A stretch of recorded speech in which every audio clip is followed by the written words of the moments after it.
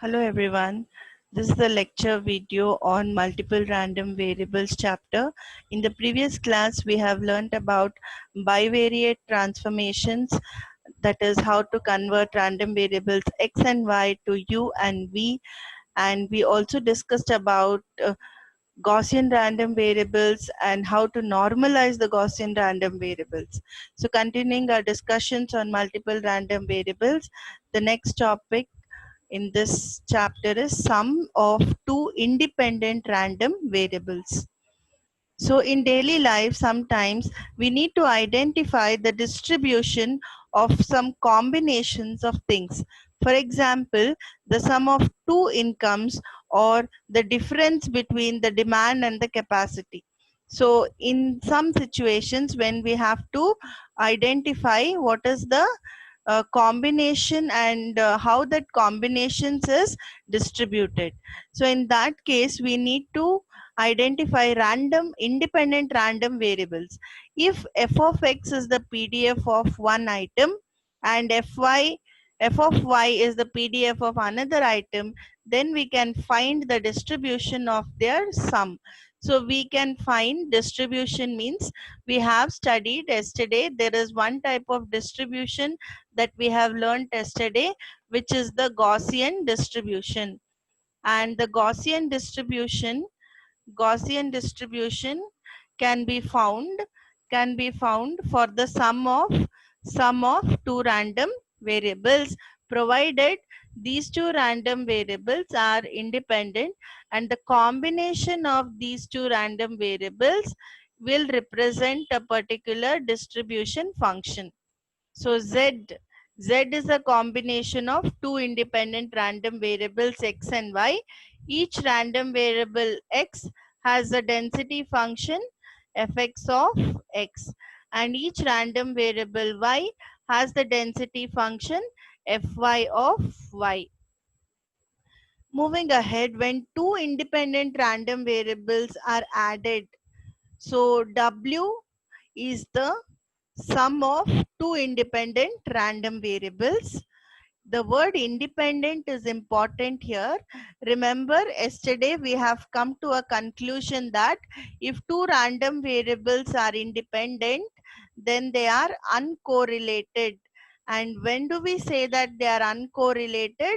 When their correlation coefficient is 0. Right? So these were few points regarding the independence. So when your x and y are independent and you add such two independent random variables, then we have now the sum of these two random variables denoted by W in equation number 58. For example, an application of the above equation is adding a signal random variable to an independent noise random variable V. If you remember the Gaussian distribution, a Gaussian distribution is always applied in the application of analyzing the noise in the signal and calculating the amount of noise in the given signal. Gaussian distribution is always studied in estimating the amount of noise in any signal. So we can consider this application for the study of sum of independent random variables, where we are taking the example of a signal to be denoted by an independent random variable x. So the signal here is one of the independent random variable s, and the noise is another independent random variable which is v, and w is the combination variable of signal plus noise, which are independent of each other. Another example is summing independent observations of the same random variable. Say x is the same independent random variable and it has two independent observations. So two observations can be for the same experiment, isn't it? So when we conduct an experiment X, we can have two independent observations in that experiment, and W will be the combination of such two independent observations. moving ahead,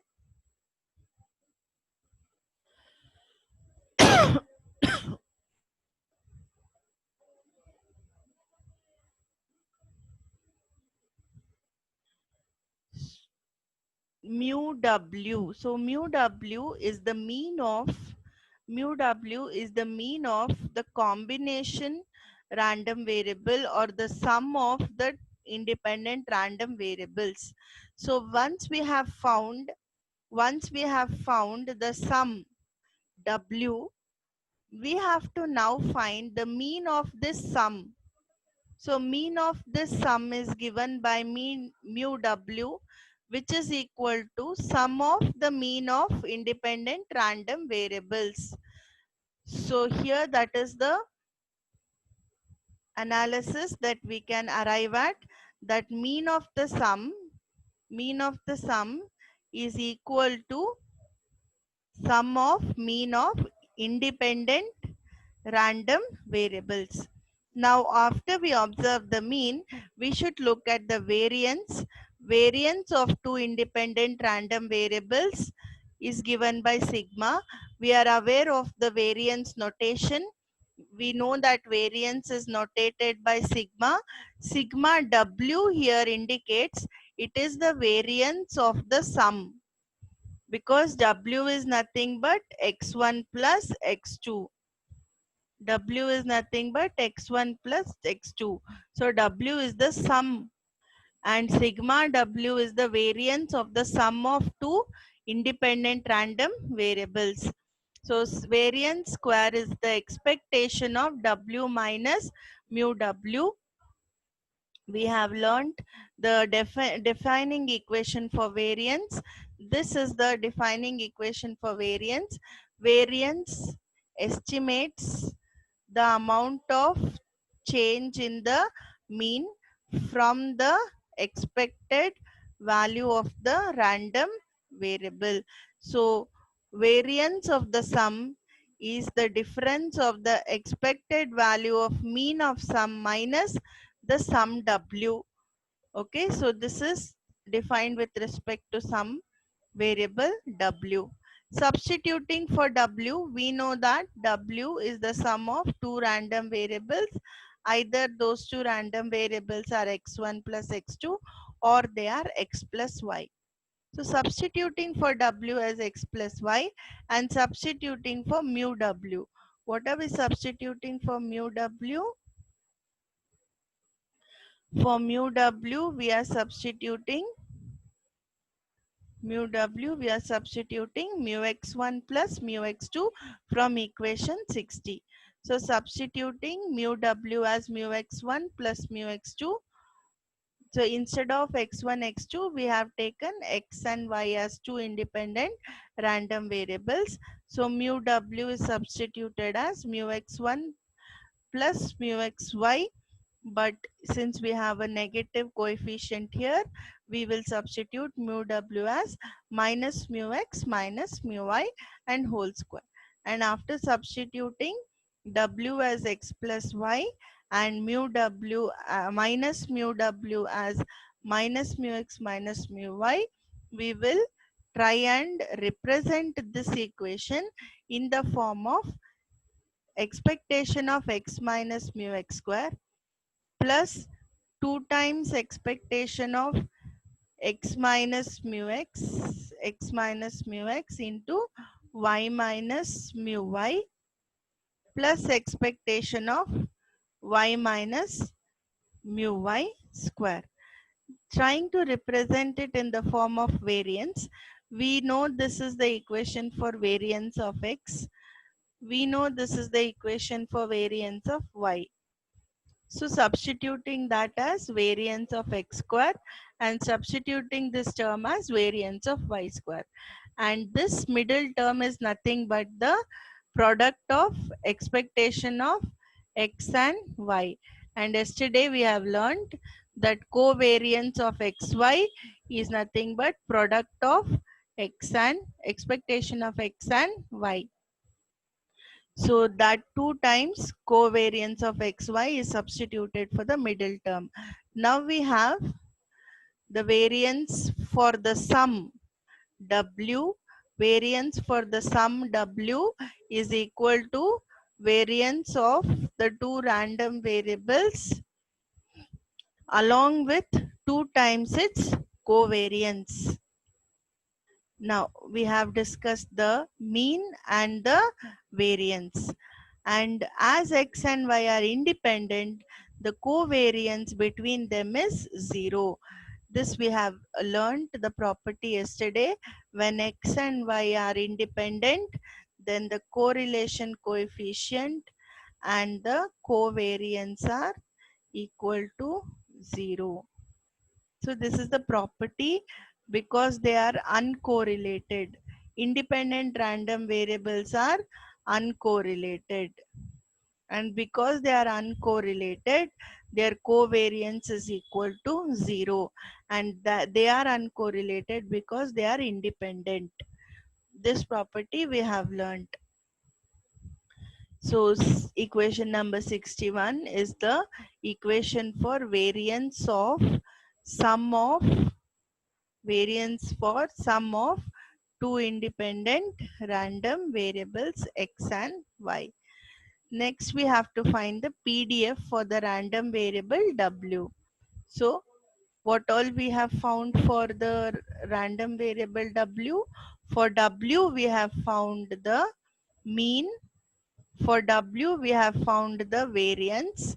Next, we have to find the PDF.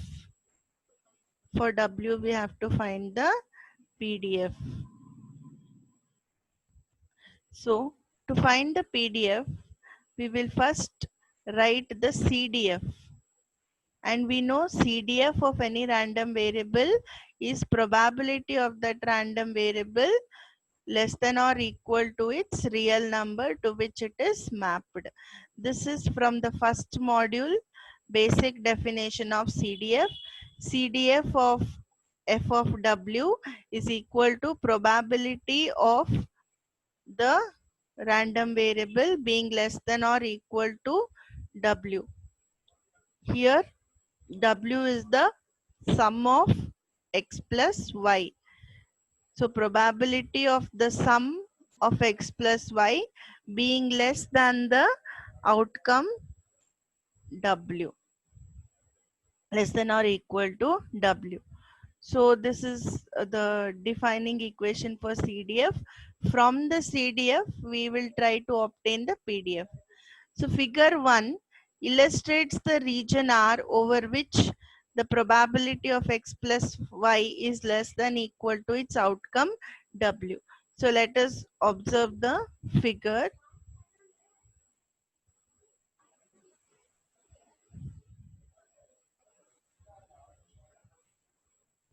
So here in this plane, this is a view of XY plane showing the region R where the sum of two independent random variables is less than its sum, less than or equal to its real number mapped to the random variable. Small w is the real number and the sum of these two real numbers is less than the real number which is mapped to the random variable x plus y. This is the straight line where the sum is equal to the outcome. This is the region where the sum is less than the outcome, and this is the region where the sum is greater than the outcome. So there is an xy plane. This is the xy plane. This is the xy plane. Okay, in this xy plane, here is a region. Here is a region where the sum of two independent random variable is less than the outcome W, which is mapped to the random variable capital W. Using the above figure, we can write the probability, that is the CDF, the probability of the sum being less than or equal to W is equal to the probability of the real numbers belonging to the region R. So when you have the x plus y being less than or equal to w, if the probability of the random variable of the sum x plus y is less than or equal to w, then the probability that these real numbers will certainly belong to that region R, which are mapped to this small x and this small y, are certainly the real numbers which are belonging to this region R, that region where these real numbers x and y belong to that region where the sum of these two x and y will be less than the outcome small w.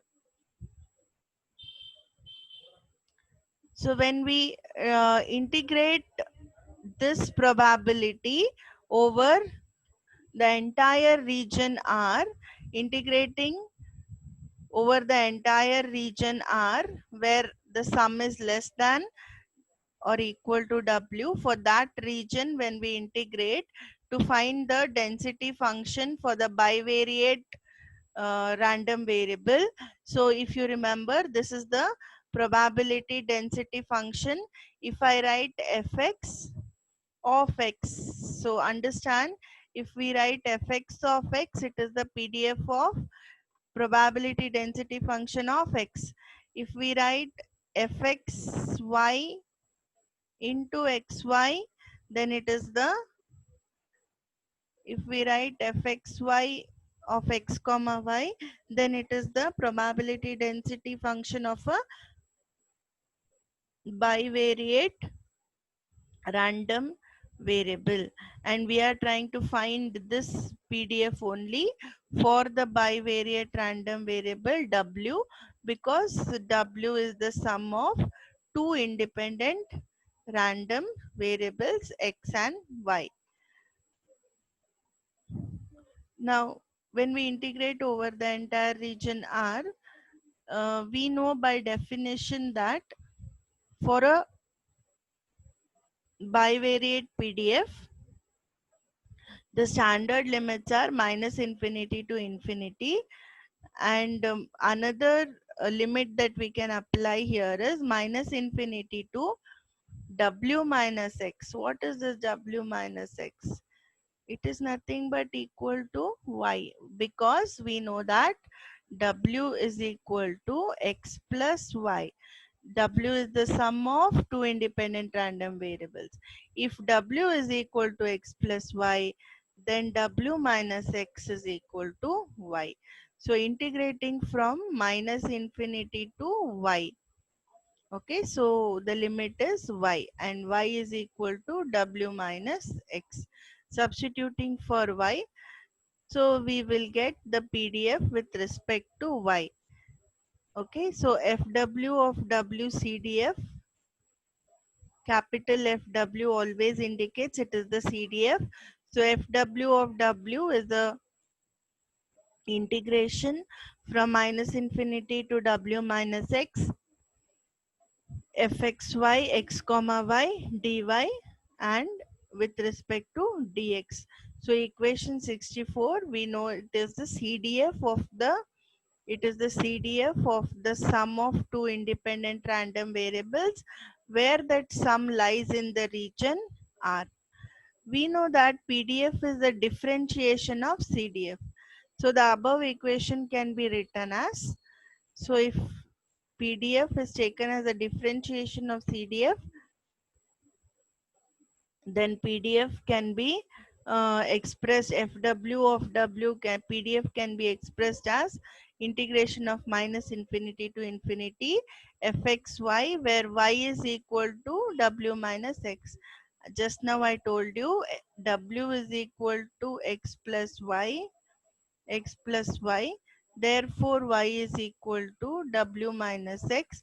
So wherever we have the random variable y, wherever we have the random variable y, we have substituted w minus x. So fxy x comma w minus x dx is now the PDF of the sum of sum of two independent random variables. What is FW? FW is the density function, probability density function of the sum of two random variables. What are those sums? Those sums are nothing but, again, x and y, where small y is equal to x comma w minus x. Okay, so we have substituted for the y value in the PDF equation for the work, for the sum of two independent random variables.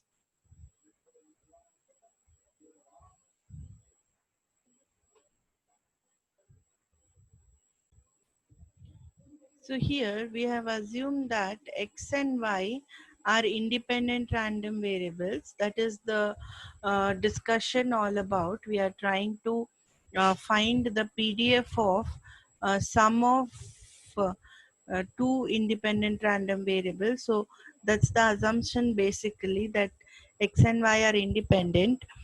We know that fxy bivariate PDF is the product of independent functions, density functions of independent random variables. Fx of x is a density function of random variable x, and fy of y is the density function of random variable y. So the bivariate PDF is the product of two independent random variable density functions. So the above equation can be written as fw of w, instead of representing for a bivariate random variable. Using that equation, we can write the equation for w, which is also a bivariate random variable sum. Is W a bivariate random variable? Yes, it is a bivariate random variable. Why? Because it has the sum of two random variables. Now, representing this FW of W similar to Fx or Fxy, so it can also be represented as the product of two density functions of x and y, but y is now represented as W minus x, reason we already saw. So the above equation represents the convolution integral. By using convolution property, we can write. So now we have this convolution integral here. So remember that we are using integration, and when we are using integration, remember that we are talking about continuous random variables. And when we are talking about continuous random variables, then we have to always use the convolution property for continuous random variables, which are analyzed using integration, right? So if it was a discrete random variable, then summation would be the mathematical operation. But now, since these are the continuous random variables, we are dealing with integration, and hence the product of integration is nothing but convolution in the time domain. And therefore, by convolution property, we can write this equation 65 as fy of y is equal to fx of w minus y. So if y is w minus x, so is, if y is w minus x, so is x nothing but equal to w minus y. These two are basically coming from which equation? W equal to x plus y. Substituting for y in the first PDF, and substituting for x in the second PDF. So both are equal, by convolution property. So therefore the PDF of the sum of two random variables is the convolution integral of density functions of those two independent random variables which are summed, and this is also shown as true for Fy into Fx. Equation 67 shows that the sum random variable is having a PDF equated to convolution integral. Asterisk indicates convolution integral. So it is the PDF of the sum is the convolution of independent random variables x and y. Also, it is the convolution of y into x. It is nothing like multiplying x into y equal to multiplying y into x. But the density functions are convoluted here. Therefore, the PDF for the random variable w, which is x plus y, is the convolutions of PDFs for x and y. Convolutions of density functions for x and y. Similarly, the relation for the characteristic function can be calculated as. Now, this is a very important concept, characteristic function. This equation 68 is also very, very important. Characteristic functions are also dealt in module 1, if you remember. So, characteristic function can also be expressed for W. So, phi indicates characteristic function.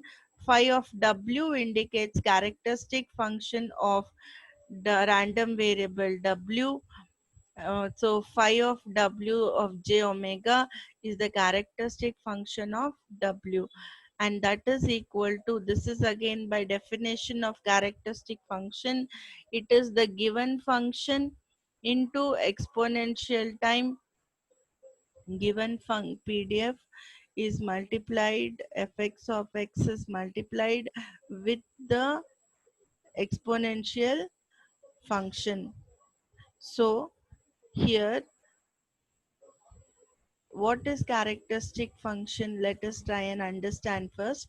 Characteristic function is defined by phi of w j omega, all right, and any characteristic function is the integration from minus infinity to plus infinity.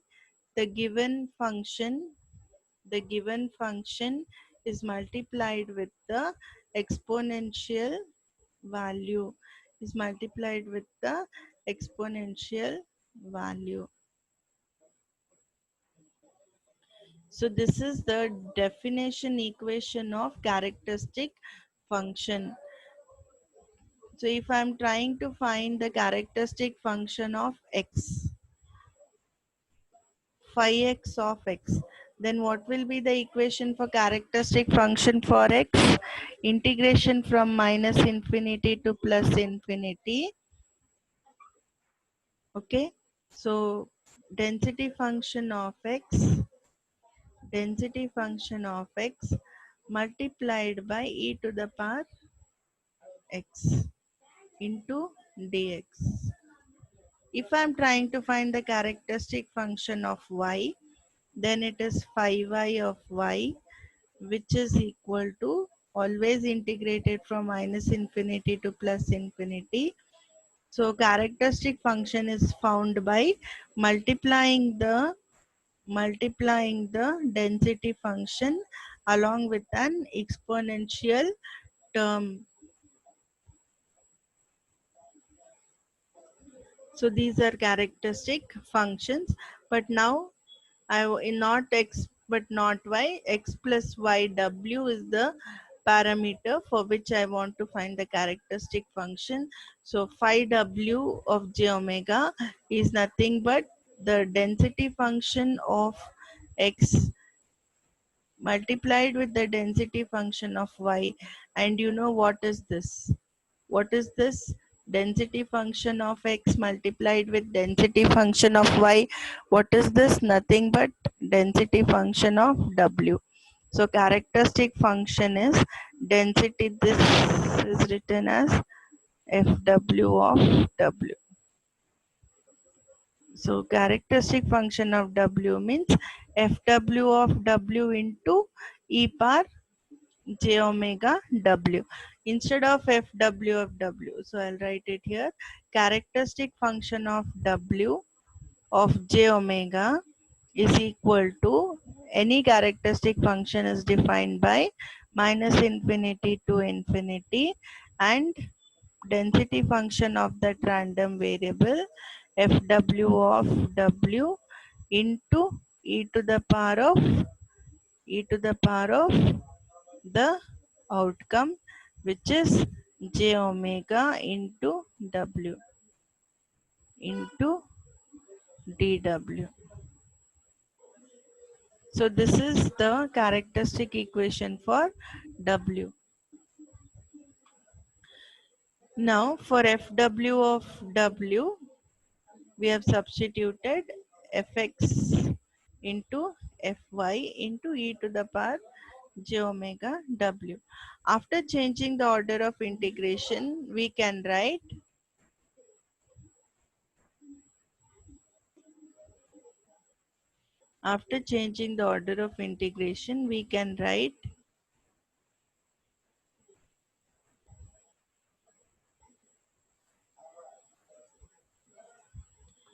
phi w of j omega is equal to integration of fx of x into integration of fy of w minus x into exponential term into dw into dx. How were we able to represent characteristic function like this? How could we change the order of integration? Because x and y are independent, and therefore using equation 67, we are 66, sorry, using equation 66, we are substituting in 68 the left hand side, which is nothing but integration of fx of x into integration of fy of w minus x. So this exponential term, you need not think of where it has come from. It has come from the basic equation of characteristic function. Every characteristic function will have a density function multiplied by an exponential term.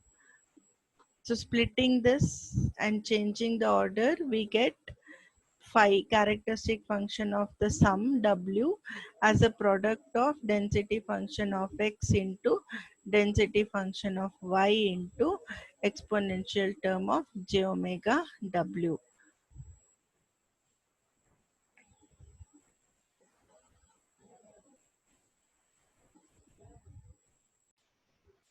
Now let us assume another variable v.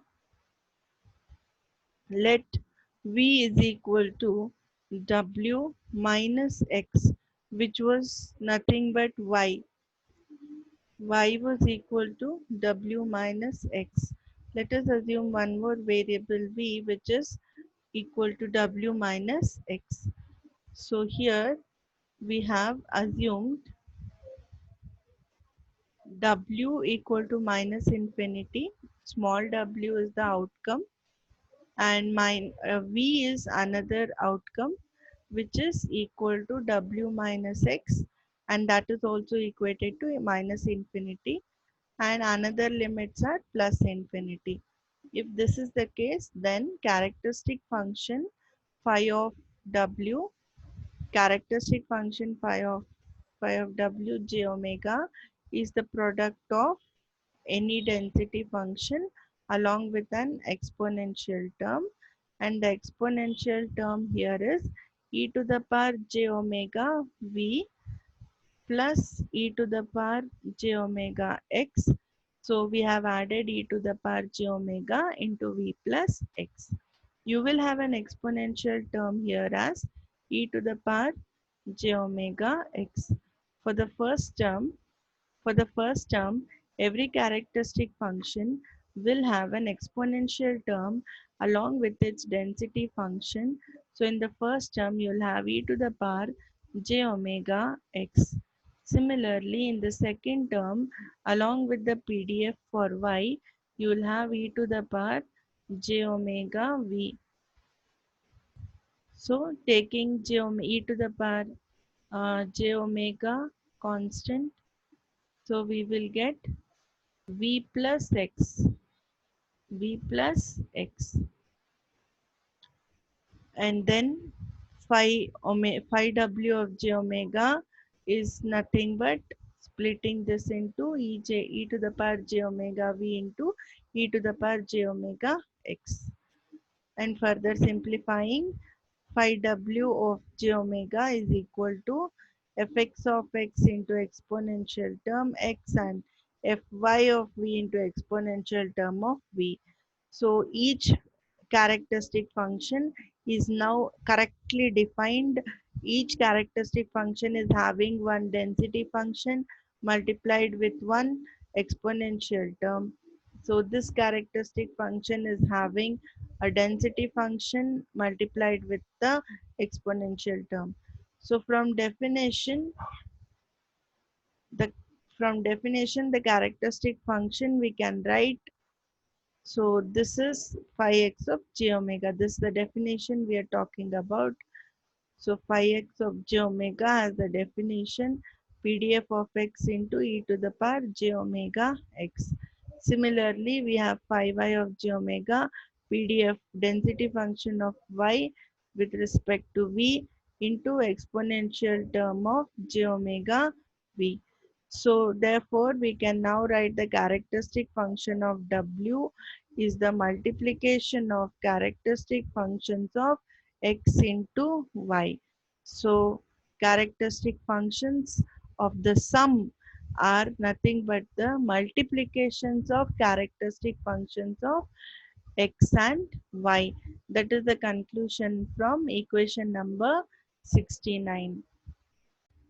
Continuing our discussion on sums of IID random variables. What is IID? It is independent and it is independent random variable, and this independent random variable can be identically distributed. Independent and identically distributed random variable is the abbreviation of IID. Identically distributed. So distribution. The distribution should be identical and the random variable should be independent. So previous discussion was only about independent random variables, but now we want the distribution of those independent random variables to be identical. So hope you're following what do we mean by identical distribution. So if I take a random variable x, okay, then that random variable x should be identically distributed in the normal distribution with respect to its mean as well as variance. Yesterday we saw the Gaussian distribution, right? Gaussian distribution is also called as normal distribution, okay? So yesterday we also saw the bell curve of Gaussian distribution, isn't it? And what was the center of the Gaussian distribution? The mean mu. And what was the width of the Gaussian distribution? Nothing but the variance sigma. So if we want the distribution, if we want the distribution, this distribution, this distribution, okay. So how do you analyze distribution in this bell curve? How do you analyze distribution in this bell curve? What is distributed in this bell curve? So you can analyze, or you can visualize this bell curve cut into different layers. And if you take out one layer of this bell curve, if you take out one particular layer of this bell curve, then it is nothing but an ellipse. This one particular curve, if I take out from the Gaussian bell curve, then it is an ellipse. And inside the ellipse, you are going to estimate the amount of random variables which are undergoing normal distribution. So this ellipse gives us the probability of probability of distribution of random variables. Okay, so that distribution should be identical. That should be identical as well as it should be independent. Such a distribution of the random variables, distribution of random variables occurrence should be such that the distribution should be identical for independent random variables x and y. This is a very important concept.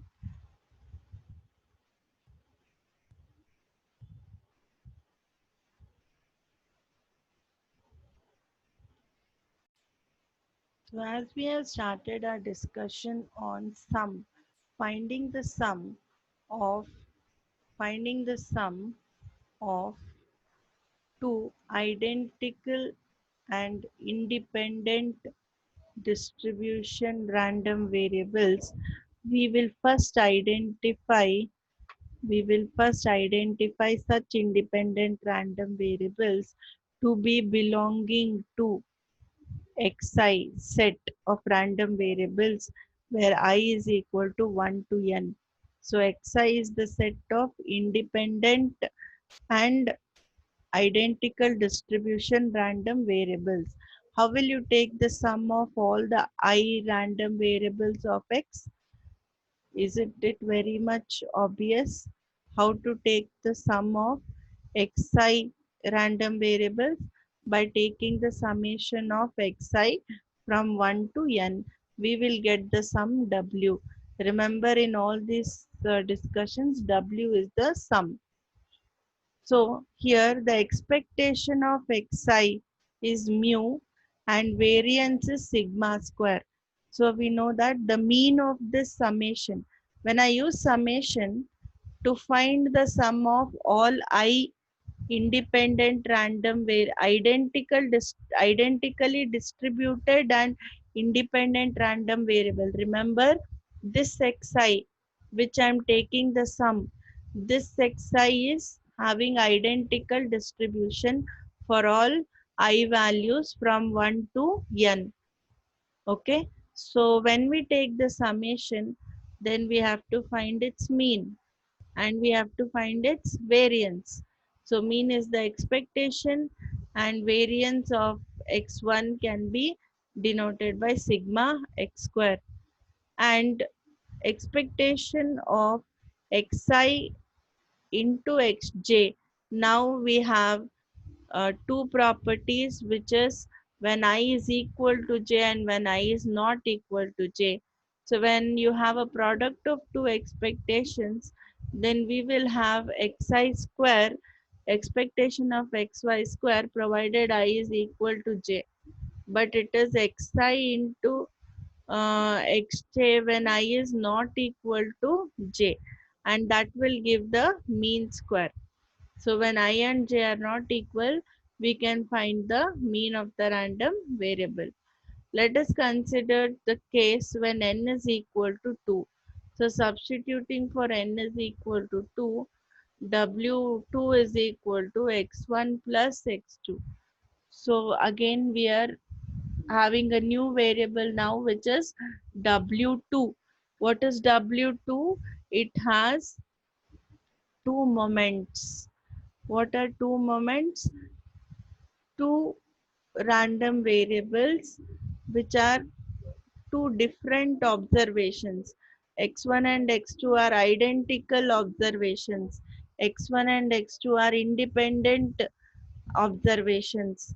So W2 is now the case when n is equal to 2, which means it has two moments. What are moments of any um, sum of two random variables? What are moments? Moments are nothing but integration of the given density function along with the exponential value.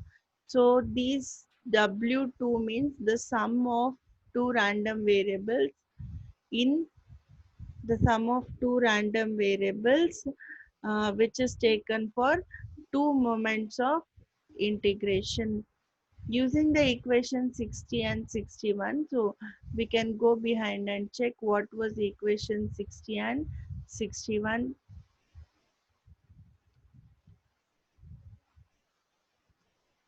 Equation 61 is variance is sum of x and y, and equation 60 is the sum of two random variables is direct addition of the observations, independent observations.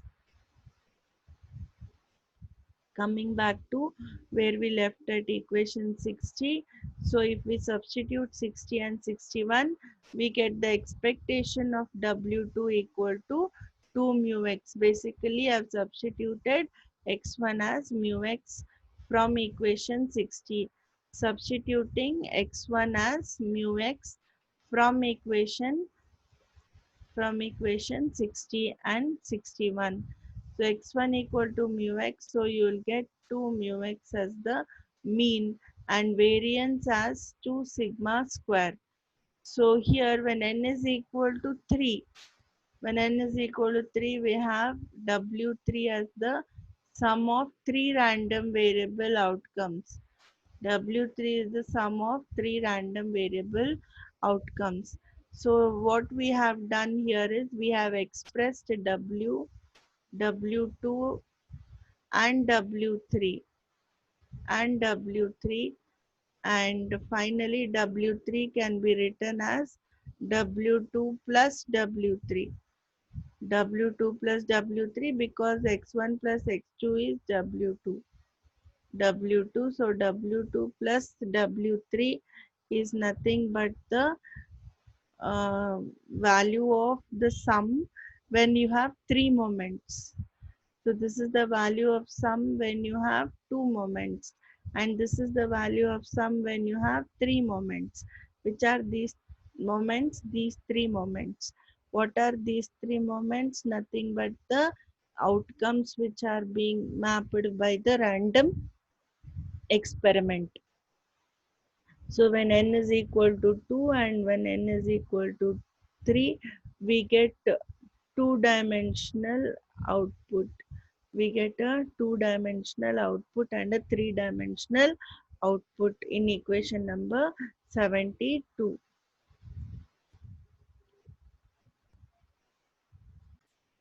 Again using equation 60 and 61. Again using equation 60 and 61, we can write variance of W3 is equal to 3 sigma square. So do remember what is it that we are trying to find. Mean and variance of a three-dimensional sum of independent identically distributed random variables. Now W3, remember W3 is not just the sum of three random variables. W3 is the sum of three identically distributed independent random variables. So it will just be n times the mean. So because you know what is the equation for expectation, it should be very easy to understand. What is the basic equation for expectation? The basic equation for expectation is, it is nothing but the summation of that random variable's real number. So what is summation? It is nothing but the mean of the random variable. So having known what is expectation, expectation is nothing but the mean of that random variable. Keeping that concept in mind, we can write the mean expectation of the three-dimensional sum of three identically distributed independent random variables is equal to 3 times its mean. If it was W4, then 4 times the mean. And if we have the variance for this three-dimensional sum, it is again 3 times the variance of the individual random variable x. So mean is also n times the random variable x, and Variance is also n times the random variable, a variance of random variable x. So this can be written in the most general form. Wherever we have 3, we are substituting n. So the general equation for W is expectation of sum of ident identically distributed independent random variables is mu n mu x. Variance of identically distributed independent random variables is n into sigma x square. So thereby using w equal to x plus y, w2 equal to x1 plus x2, and w3 equal to x1 plus x2 plus x3, that is the result of two convolutions basically. So using these equations w1, w2 and w3, we may write mathematically the characteristic function for this task, and that characteristic function would be represented by phi w of j omega. Phi w of j omega is equal to phi x to the power n into j omega. So this is the conclusion that we can draw. The characteristic function for the two random variables is obtained by, or it is obtained with respect to phi x to the power n into j omega, because we have every mean and every variance of this particular random variable mapped with its n value. So even characteristic function is also written n times. If mean is written n times, variance is written n times, then the characteristic function will also be written n times. Okay, so if the phi is the characteristic function, then phi x to the power n is the characteristic function as a representation for the original random variable.